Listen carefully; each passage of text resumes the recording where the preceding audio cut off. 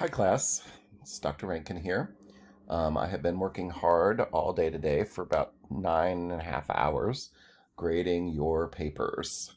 Um, I wanted to give you extensive feedback. So for many of you, I actually gave you feedback in your paper, line by line editing. And so you will find those attached to the feedback in the grade book. So please make sure you read those attached um, papers. One thing I want to note is that the feedback you're being given isn't designed to just focus on the negative. It's really designed to help you by focusing on the negative. In other words, I'm not here criticizing you. I'm here telling you what you did wrong, so in the future you can do it right. That's the whole point of giving feedback, is that in the future you're going to be able to do it better if you listen to the feedback. If you just look at the grade and say, oh, this professor doesn't know what he's talking about, I'm going to ignore him, you're going to find that you're going to have problems in the future. My big suggestion to everyone is when you get feedback, keep a notebook of that feedback so that you won't make the same mistake in your next paper. There's nothing more frustrating than to a professor than to see a student making the same mistake over and over again because they're not paying attention to their feedback. And it's conversely, it's frustrating for students to not get feedback, for a paper to be graded low and the student not know what they did wrong.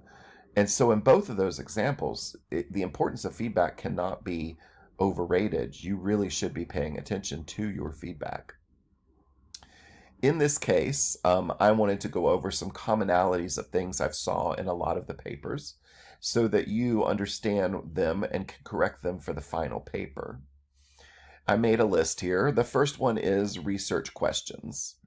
And I'm going to make notes here as I'm talking so that I can then post this as text, because I know a lot of you will not watch this video. Research questions. They should be non-specific to a person. In other words, you need to use the participant or some other description instead of you.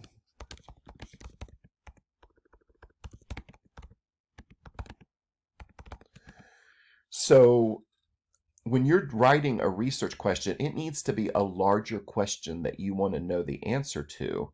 Then your interview questions now are what is personal. These are personal to someone you are interviewing. So these should say,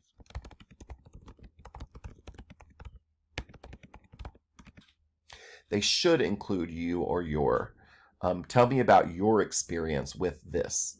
So I want to learn more about the lived experience of having cancer when you are 50. That's a that's a topic area.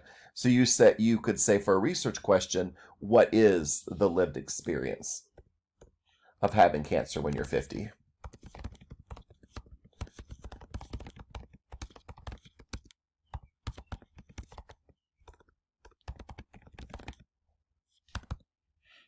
So that's a research question.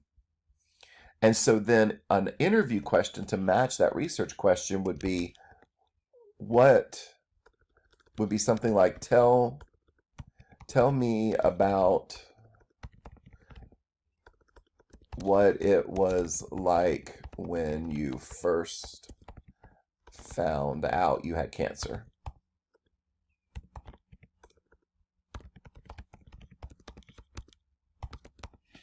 So that is an interview question that goes with this research question. You probably ask a few more because you, what it was like. Haha. Well, I said both. This is why it's important to use Grammarly to check your work, because it will find mistakes like that when you make those. So you can see this is personal, but it answers this larger research question. All right, let's talk about research methods, and that actually should be research methods. Let's do that as the heading here. Action research. let me be clear, and I've already posted this, but let me be clear about it in the discussion here. Action research is an experimental methodology. There's a process that's happening either in a business or in a classroom, and you want to make that process better. You do this by first researching the process as it is now. Then you create an intervention from your research. You apply that intervention. Then you study the results of that application. From the study of those results, you then go back and do more research, edit that intervention, make it better, add to it, take something away, run the intervention again, and then collect those results. Typically, you do that in 3 cycles.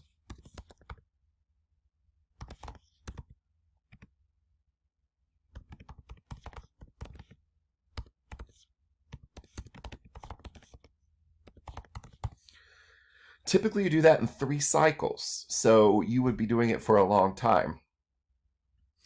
For this mini study, the truth of the matter is that you should have come to the conclusion that there are only 2 methods that you can use.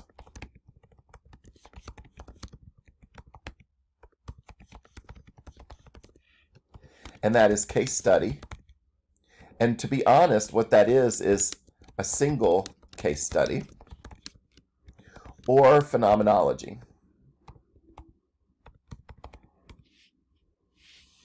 Phenomenology is the study of the lived experience of someone about a particular thing. In the SIA, I asked everyone to reveal what it was that they have personal experience with. This should have been a clue that if you're studying someone's personal experience, you're studying their lived experience. Phenomenology is almost always going to be the case unless your research questions are specific about a thing. Like if you're asking about what best practices, what are the best practices in ESL learning? You know, that if you're asking that question,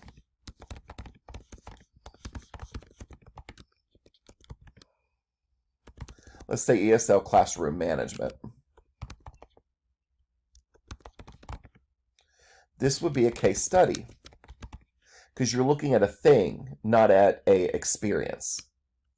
If you want to know what in your experience is the best practice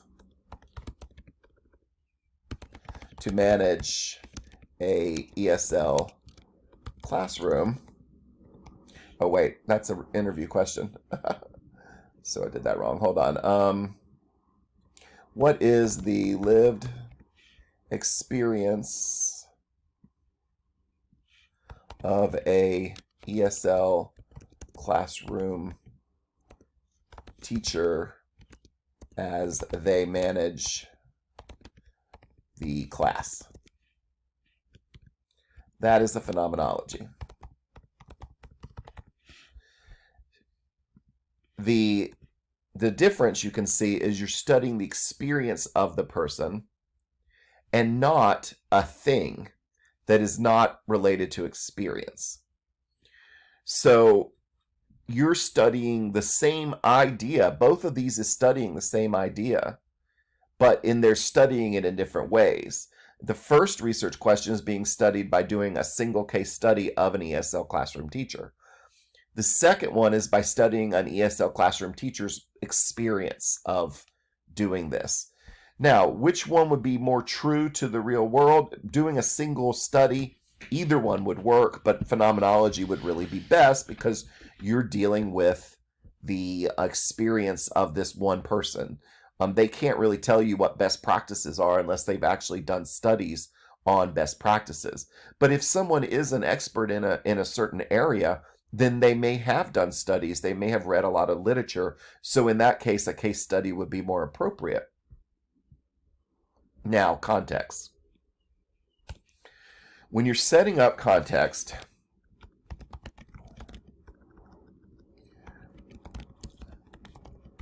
you do not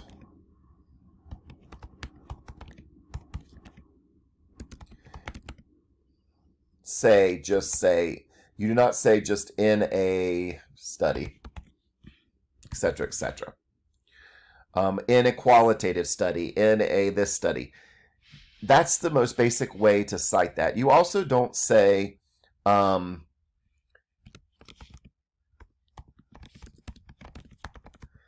title of the work in an article titled blah, blah, blah. None of those contexts are telling me anything I need to know that's important to your paper. So what's important to the paper? If you're saying the only studies that have been done in a certain field are qualitative, with the exception of a quantitative study done by Rankin 2013, which found that blah, blah, blah. That's actually context. That's actually telling me something I need to know. So if you're not telling me something I need to know, then you're not providing context. Context is there to let me know why you're using that source. Why are you using that author? That's what I want to know. I just don't want you to introduce something for the sake of introducing it. I want to know, why are you introducing it? Now, the use of this, oh my God. This, these, those, any imprecise words should never be used in academic writing. And we'll go more into this in a second, but this is imprecise. Sure, it may be referring right back to the sentence before it, but oftentimes you're referring to something that was said even more sentences ago. You're talking about something esoteric. It may seem redundant.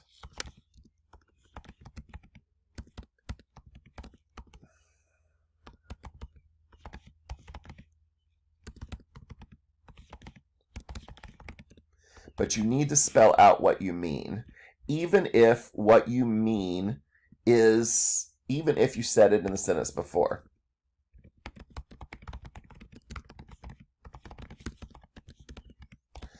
Yes, that is redundant, but it's academic writing.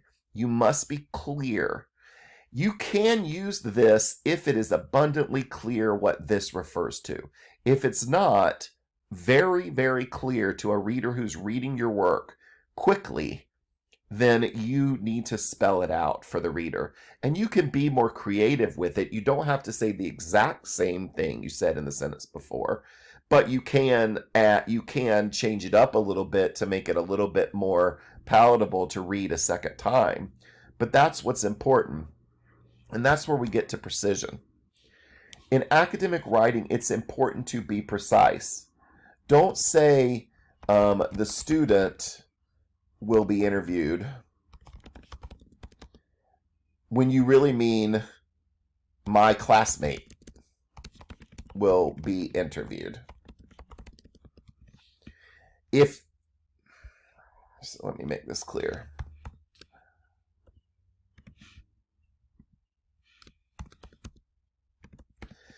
Because you need to be exactly precise as to what you are really doing. If you are really interviewing a classmate, then say that. Don't say the student when you're trying to be third person-y. That's the biggest mistake people make in qualitative research, is trying to be too aloof or unbiased, trying to be third person scientific.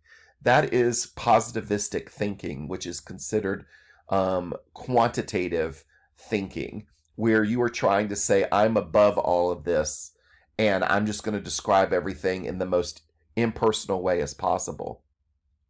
That is not the way of qualitative research. And academic writing in general requires being more specific.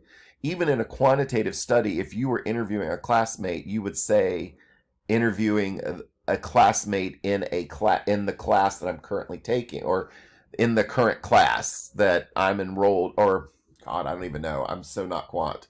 But you would have to be clear on your participant is a classmate or something like that. The participant is taking a class in an EDD program. Whatever way you said it, you would need to say it in a way that is really what you are talking about.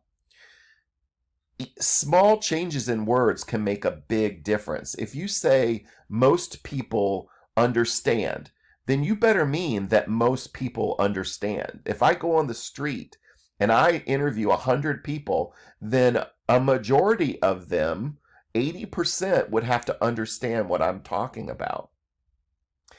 If that's not the case, then say it's generally understood or some people understand. Don't try to use these words to be grandiose and to make it seem like the idea that you're talking about is shared by everyone in the world. You must be specific. Who shares that idea? Where did that idea come from? Be specific in your language. Don't make it grandiose. And now here's an important lesson: telling the story. In academic writing, it's really important for you to tell the story. What are you trying to convey to the reader? Especially when you're doing a literature review. A literature review still has a story. Therefore, in good academic writing, the first sentence should tell me what the paragraph is going to be about. The last sentence should either be a summary or something that moves us on to the next section or paragraph. In this case, I'm going to read this to you so you can kind of see how it flows. Understanding why the sky is blue will put the importance of color into context. So we know we're talking about color into context. Sky is blue is just the way we're going to understand that concept. Rankin 2022 said the sky is blue because blah, blah, blah, blah, blah. Rankin's point implies that color is the result of reflective light. This statement right here is my narrative in the story.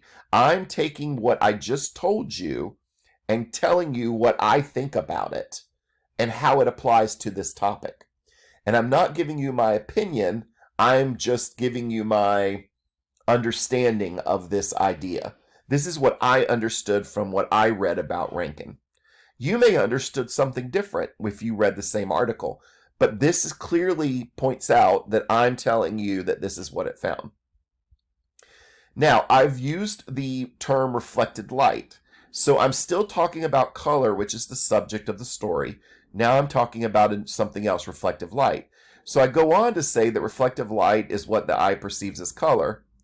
Now I need to make that make sense to my study. Therefore, reflected light it should be considered in this study due to the nature of color perception.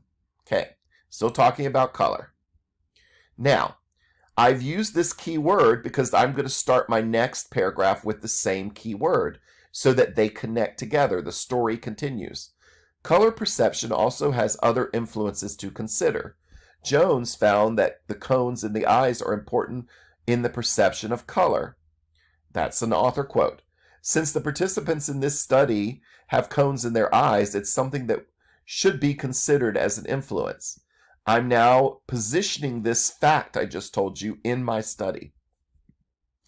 When considering influences, Peterson 2013 explains you can't just look at influences without considering external environments. Now, I've used the word influence and I've now connected it to external environment. Guess what that means? The story is going to move on to talk about the external environment. This story is moving on down the line. However, I don't want to forget that the story is about color. So you've got to still be talking about color. Now, in this case, I'm going to define what the external environment is. Peterson may not actually talk about the external environment in a way that that is connected to color, but I'll make that point with another author that talks about the external environment and color, because I'm continuing to tie this story together with my citations and my narrative. And again, this narrative is, yes, it is my opinion, it is my voice, but opinion isn't word, it's my perception or beliefs. It's not my opinion. I'm not saying I think that color is important and you should consider that. And again, that goes back to up here, the use of this. Don't try never to use words that are judgmental or say things like we when it's not more than one person that's writing the article. You don't want to try to include the reader or tell the reader what they should do. This needs to be studied. Well, why does it need to be studied? Why are you telling me this? Are you trying to tell me I need to do something? You want to be sure to stay away from trying to involve the reader in your thinking other than telling them what your thinking is. So don't try to pull them into the story. This isn't creative writing. Now, finally, the importance of APA. Many of you are going to be like, Dr. Rankin, all he cares about is APA. He doesn't care about my content. He just cares about APA. Well, guess what? If you don't use APA properly, your content is difficult, if not impossible, to read.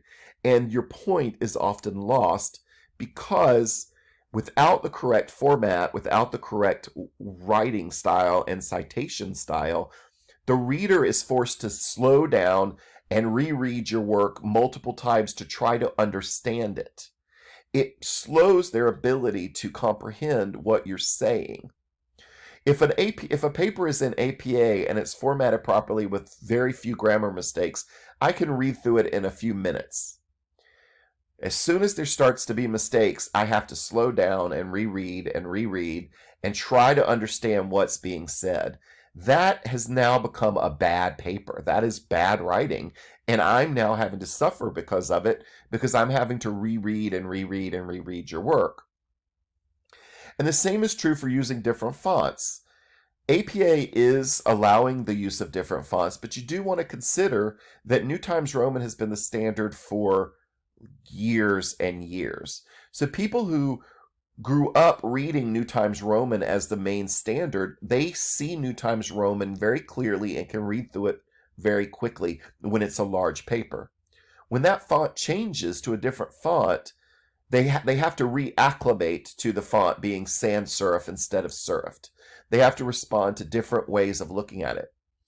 It's not saying that it's wrong to use a different font because APA clearly allows it. I'm just cautioning you that when you use different fonts, a different font, make sure you use the same font for the whole paper, but you can slow the readers down in their ability to absorb your paper. Commonality breeds the ability to quickly read and understand work. And that is the reason APA was created. So there'd be a commonality among all the social sciences who use this methodology for citations, references, and paper formats. It was created by the American Psychological Association, which is an association that is really for psychologists, but because psychology was like the quintessential social science, it's been spread out now to almost all other social sciences. For those of you who are in IT or who are in business, it may not be the main font used in your field, main citation methodology used in your field. However, it's the citation methodology used in CityU. And the reason that your program directors adopted it is because there probably isn't one main referencing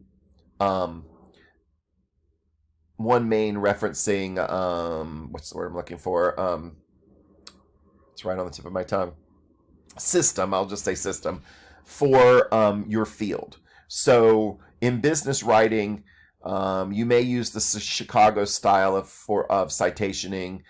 You may use you probably would never use MLA because that's for English majors. You may use, I can't even think of another one that you might use. In computer science, probably again Chicago style. Basically the idea of you just put a number in next to a line of text that you're citing, and that number then refers to either a footnote or a citation at the end of the paper, is a very common way of doing it. And that is typically used a lot in sciences because it cuts out a lot of the narrative, which is more important in a social science. So, you could make the case with your program director if you want that your program should not use APA, and that's fine and dandy. But until that has happened, we're going to use APA. So it's important. All right, that's it from me. Hope you're having a good Thursday. If you have any questions, let me know.